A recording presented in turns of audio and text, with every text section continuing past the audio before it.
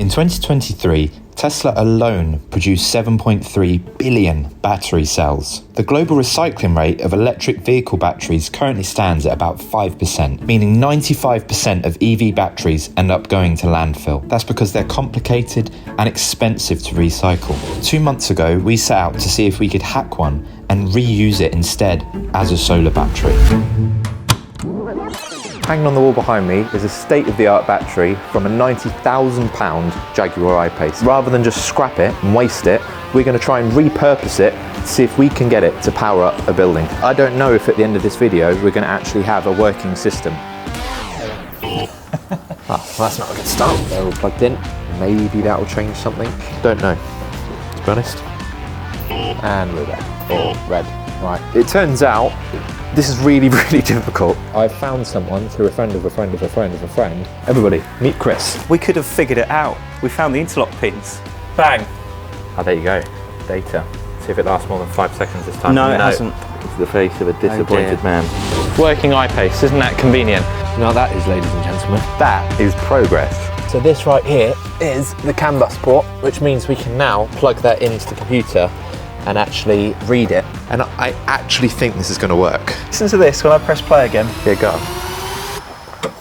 Oh, I heard it. You heard it? Yeah. Did plug in the car in with that code, make the contactors click. It didn't make the car click. Still not working, but have faith.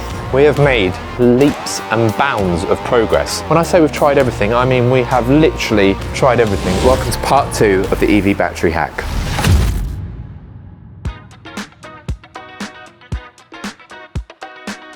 Now let's start by addressing some of the questions that we've got, I don't know how many times in the comments below. Is there a level sensor that is stopping this car from working? No, the level sensor is in the car, not the battery. The signal isn't actually consumed by the battery at all, from what we can tell. Pyro fuses? No pyro fuses in the battery. There are fuses in the battery, but we checked them and they're completely fine. High voltage interlock loops? We've shorted them all out. They're all shorted. Those basic things, whilst I appreciate people commenting because it's amazing, this is part of the community, right? Also Darla the creator, people saying get in touch with Darla. We've actually got our own channel now on Darla's Discord, who's been really helpful inviting us on to chat about this. But this battery is nowhere near as simple as your Hyundais or your Nissan Leaf batteries or any of those other ones. It's a high performance battery, but as such they've protected the absolute living daylights out of it. So it is not easy at all to get into. So give me a job, Chris. So we're going to connect up the inverter today to the battery and we're going to get some high voltage out of the battery and get it all working. This is the board I'm coming into.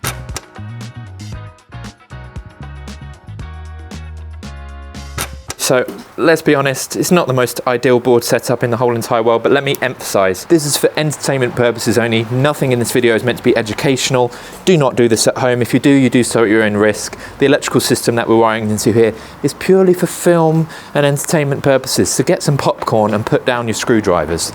So the battery's dropped in voltage now. It's only 385 volts. Last time it was closer to 400 when we were here. That's interesting. Do you think it's just discharging? It's just self-discharging, yeah. I think the most interesting thing is going to be is when we connect up to the inverter, what happens, how it charges, and where we can monitor that and see how it charges itself. Well, if I get the inverter wired up to this board, I can get this powered up and start the commissioning process on that inverter. You start taking off all of the defunct cables here that aren't needed anymore. Yeah. And then we can connect that up. Chris, what is it that you're plugging in there, just for the first time viewers?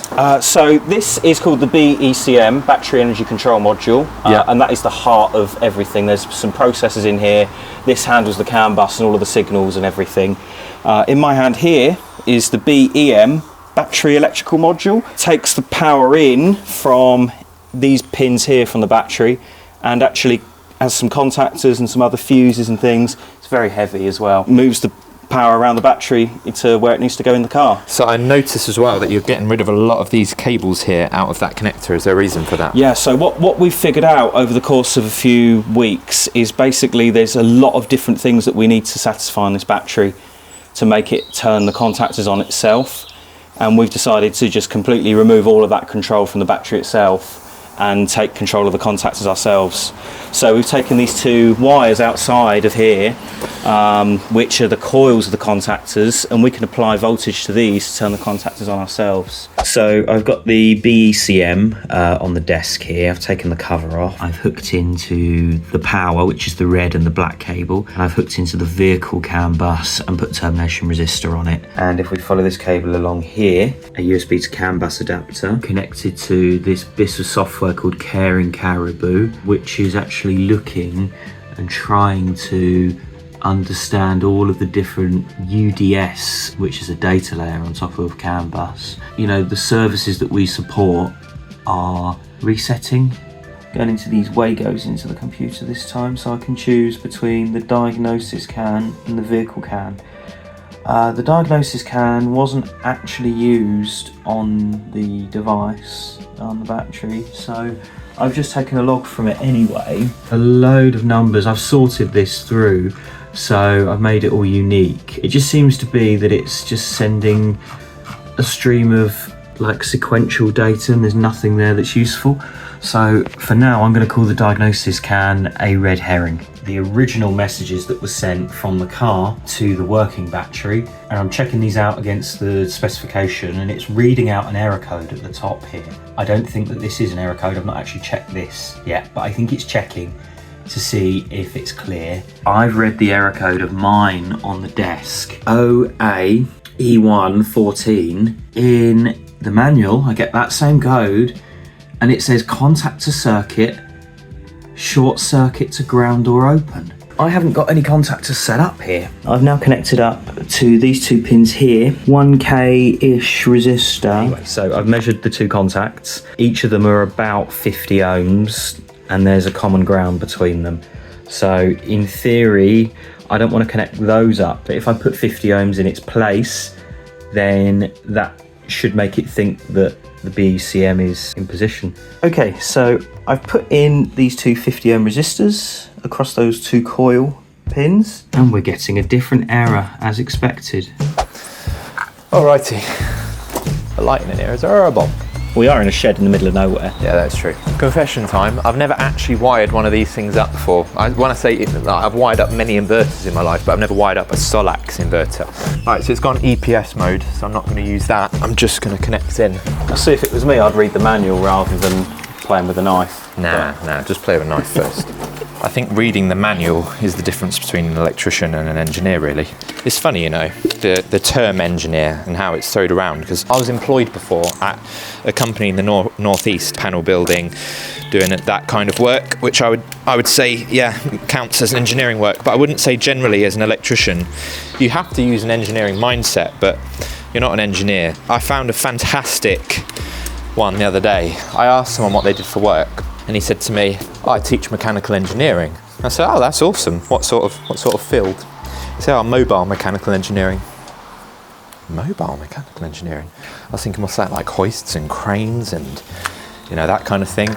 And I kept digging, and you know when you can tell someone wants you to stop digging, but you're still digging, like a forbidden archaeologist, except there's no Temple of Doom, there's just Temple of Shame. The guy was a driving instructor. You don't teach mobile mechanical operational engineering.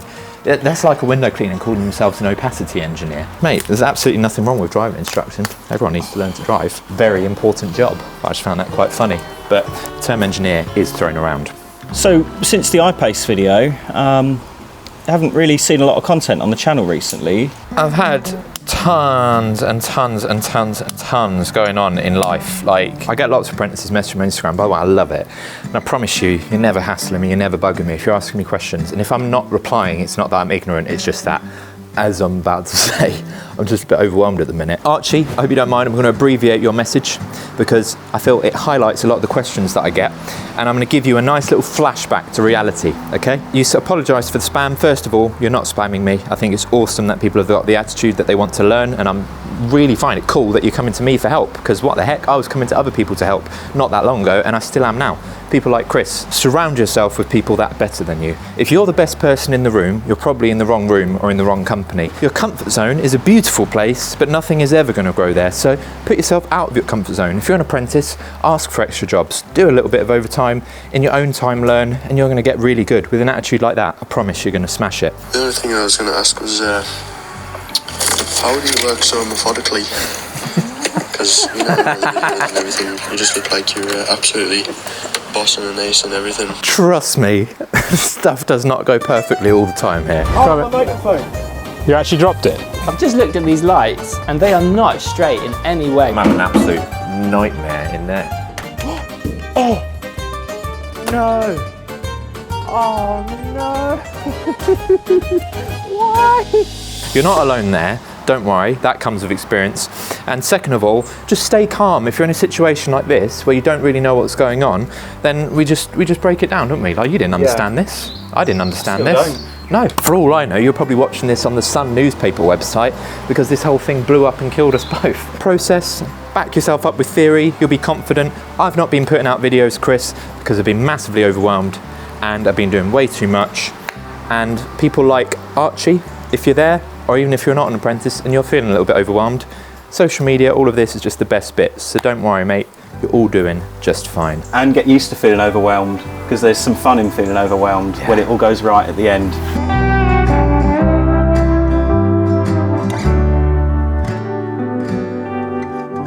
I'm going to ask a favour of everyone watching this. If you are or ever have been overwhelmed by life and felt like that imposter syndrome that we're talking about, comment below. Look beside you, read all the other comments of all the other people that are feeling that way, and just take a break if you need it. And another thing, if you're an apprentice electrician, use this as a community to ask questions. Ask questions in the comment. There are so many nice people that follow my channel that are experienced electricians that will happily answer it for you. In fact, the first 5 apprentices to message below with questions, I'm going to send you, providing you're in the UK, a little Unilite care package.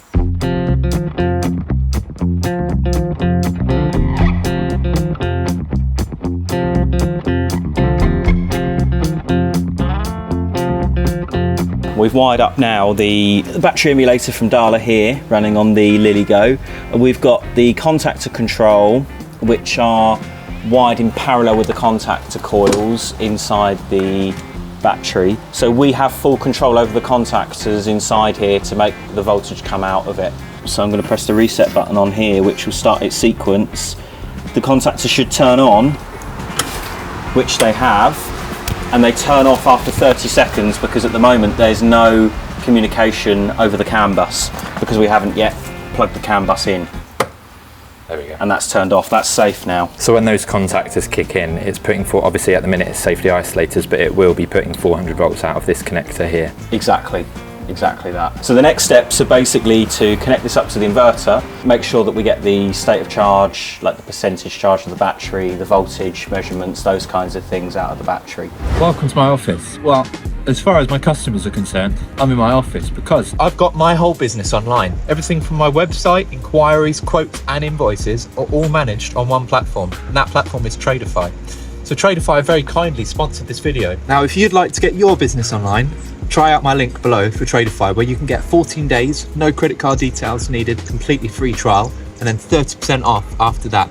Thank you so much for Tradeify for sponsoring and supporting these videos. because your office can be anywhere that you have an internet connection.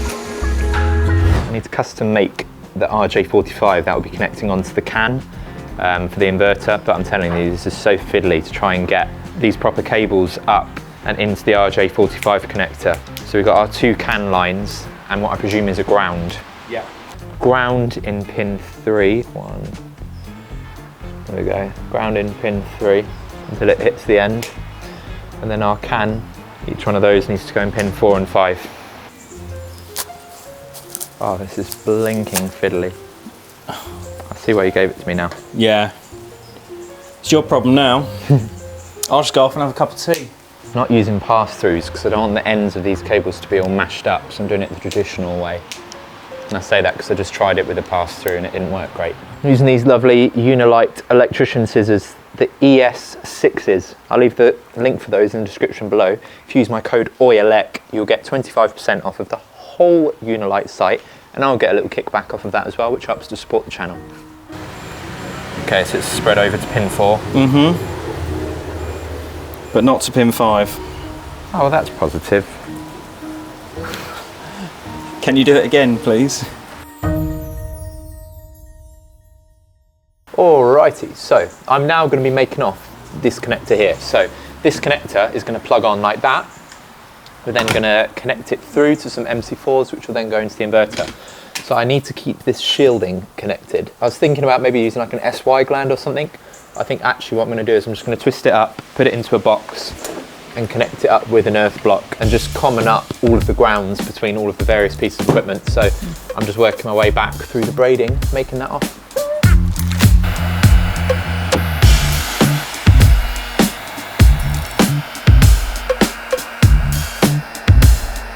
Alrighty, there we go. So now I just need to strip 23mm off the end of this, do the same thing to the other one, and then we can start to connect these up. Alrighty then, we are, as you can see, very temporarily terminated, but not in like the Arnold Schwarzenegger kind of way, I hope. I'll be back. I don't actually know the polarity of this, and neither does Chris, and if Chris doesn't know it, then frankly nobody knows it. So what we're going to do is switch it on, because you can't just test them, because the inside pin is negative and the outside is positive. So power it on. I'm going to stick some probes on down here, and we'll see if we can get voltage to come out. If we get voltage to come out, basically, this is tremendous progress. And what we'll do is we'll do a dry test first, without this on. It's plugged in. Yep. Contactors are engaged. Contactors are on. 15 volts. That's fine because this is off still. Right, okay. So what I'd like to do again is unplug and turn this off. It would be much nicer if we had 0 volts, yeah. I'm just making sure the power's gone off here. I'm going to turn the high volts on. Yeah. We should have 0 volts here until the contactors switch on, and then we should have volts on here again. Shall I go for it? Go.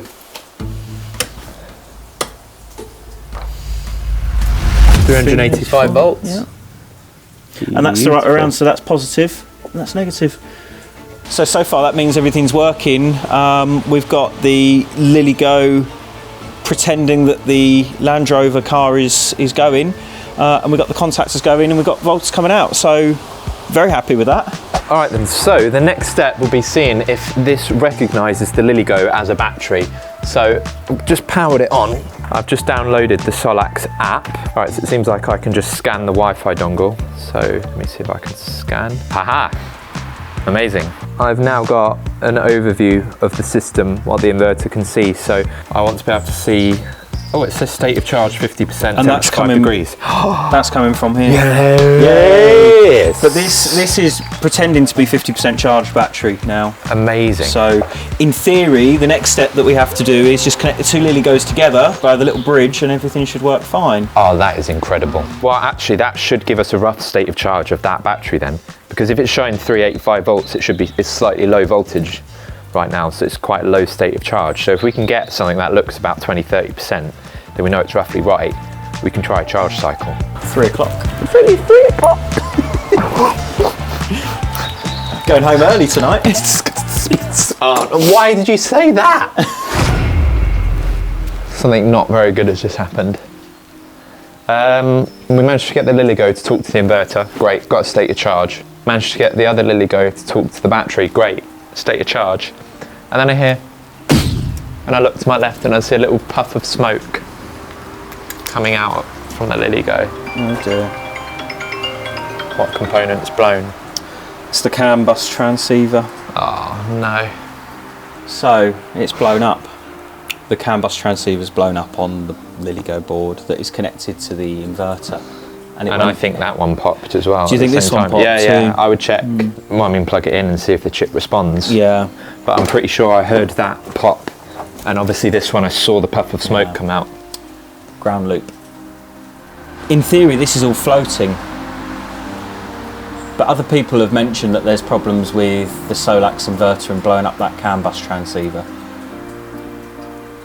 So this feels like a progress bar loading on a laptop, except instead of it being a straight linear bar, it's a labyrinth.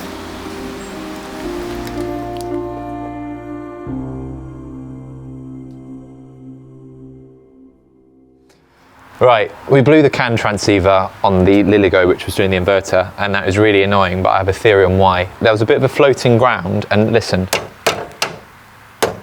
Okay, it's not doing it now, but that has been arcing and sparking because the electrics in here are far from ideal. This is very old, it's been here for a long time. It's been added on and added on. But as I've gone to tighten that screw, there is turns and turns on here, like where I'm able to tighten that up. I think just where it's outside, it's in the cold, it gets hot, it gets cold, and it's just gradually loosened itself off. And didn't have fault loop impedance here, and it is massively higher than it should be. So this needs an earth rod, this all needs bonding together, it all needs to come and ground.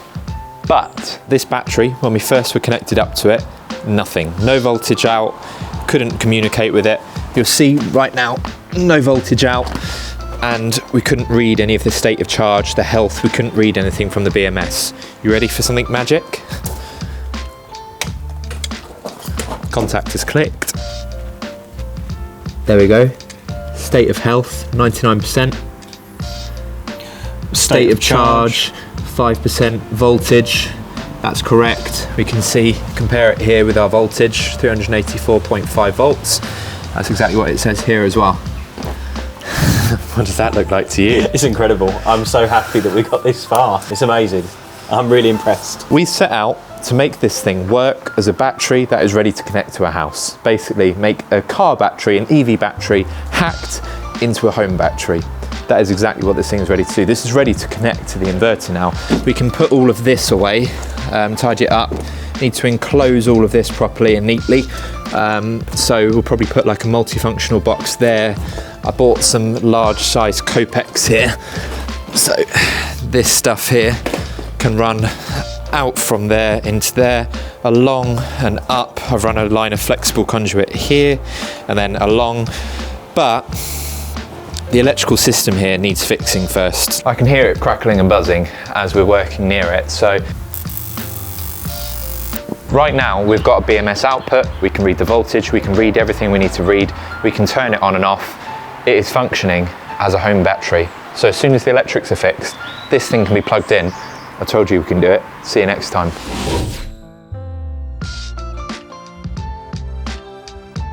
Okay, so we've changed the CAN transceiver on the second Liligo that's talking to the inverter. And the inverter now is communicating. Now it's charging the battery up at 12 kilowatts, normal. So changing the CAN transceiver worked. So basically, it all works.